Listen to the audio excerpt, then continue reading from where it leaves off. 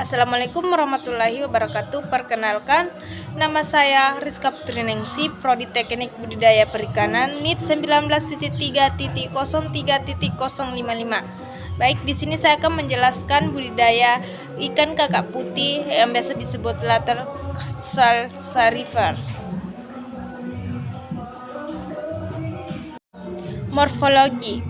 Kakap putih adalah suatu jenis ikan berpindah dalam keluarga Latidae dari ordo Perciformes. Jenis ikan ini tersebar luas di wilayah Hindia sampai Pasifik Barat, mulai dari Asia Tenggara sampai Papua Nugini dan Australia Utara. Ikan ini dikenal dengan nama plak kapong di Thailand dan Bramundi di Australia. Ikan kakap putih juga merupakan ikan yang memiliki kemampuan toleransi yang tinggi terhadap kadar garam Eulers-Lane. Setelah itu, ikan kakap putih juga termasuk ikan Catadromus yang besar di air tawar dan kawin di air laut. Karakteristik ikan kakap putih tersebut menyebabkan pembudidayaan dapat dilakukan di laut ataupun di tambak. Habitat ikan kakap putih berada di sungai, danau, muara, dan perairan pesisir.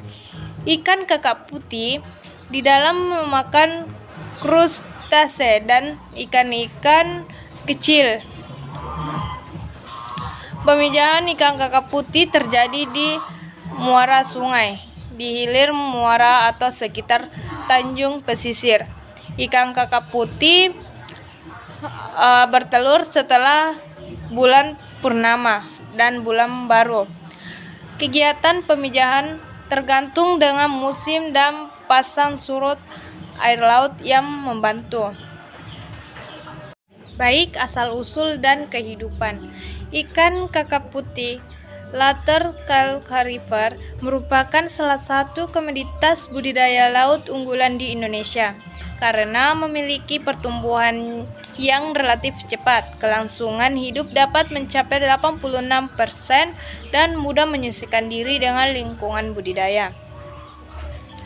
Ikan kakap putih selama kurang lebih 2-3 tahun hidup di perairan air tawar seperti sungai dan danau yang berhubungan dengan laut dengan berukuran 3-5 kg. Ikan dewasa yang berumur 3-4 tahun baru kemudian sungai, danau atau lagunayang mempunyai salinitas 3-32 per mil untuk pematangan kelamin. Kemudian pemijahan. Pergerakan karena pemijahan biasanya terjadi pada akhir musim panas dan pemijahan terjadi pada awal musim hujan. Pemijahan pada musim penghujan terjadi karena salinitas dan suhu merupakan salah satu faktor penting yang mempengaruhi siklus pemijahan.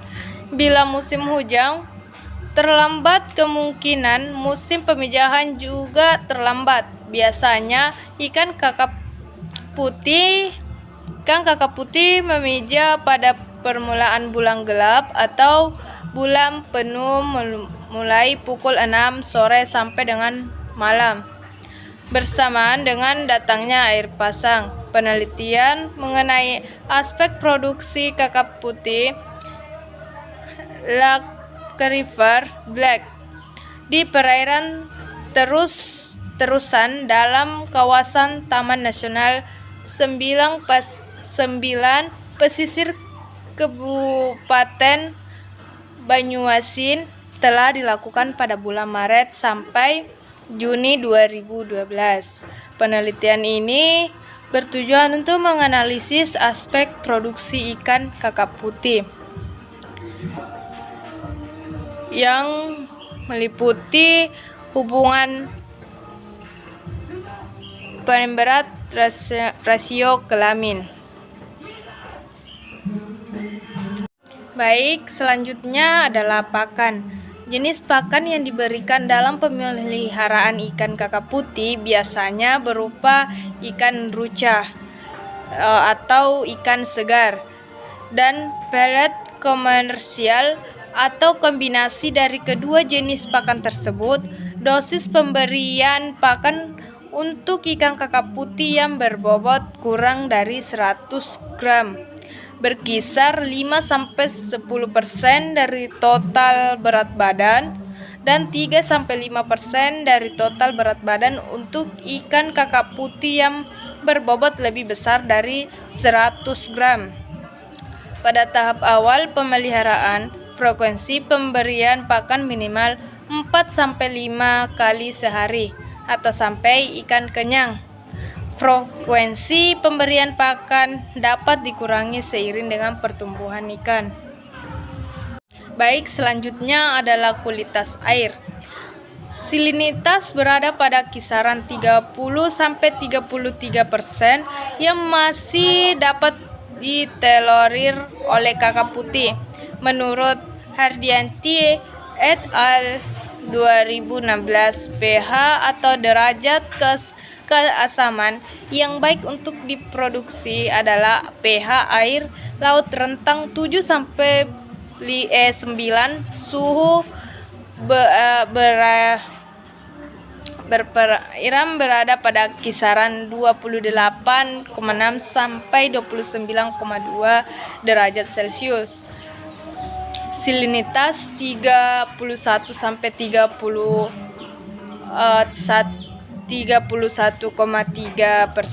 tergolong cukup sesuai untuk kakap putih dewasa. Hama dan penyakit.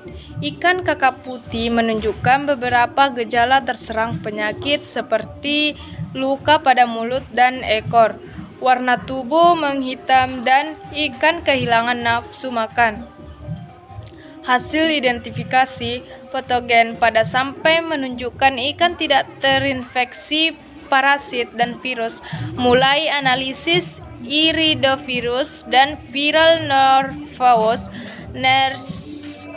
neurosis menggunakan metode polymerase chain reaction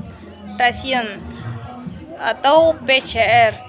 Namun menunjukkan adanya infeksi bakteri atau fibriosis dengan intensitas yang cukup tinggi.